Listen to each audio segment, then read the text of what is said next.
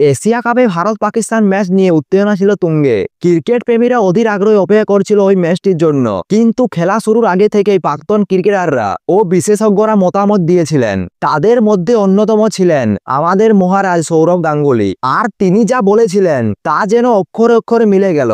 Asia কাপে ভারত পাকিস্তান ম্যাচে যে টিম ইন্ডিয়া অনেকটা এগিয়ে তা আগেই বলেছিলেন সৌরভ গাঙ্গুলী। এমনকি তার মত ছিল পাকিস্তান যদি জেতে তবে তা হবে বড় অঘটন।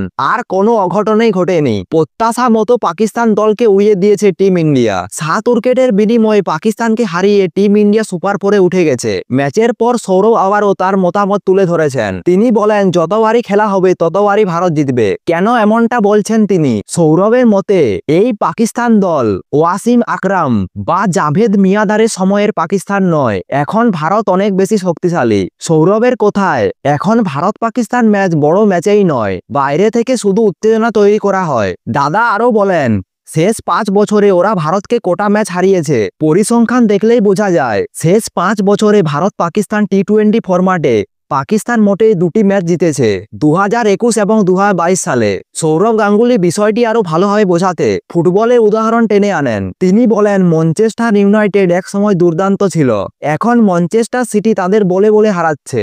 ভারত পাকিস্তান ম্যাচের অবস্থা এখন অনেকটা এমন।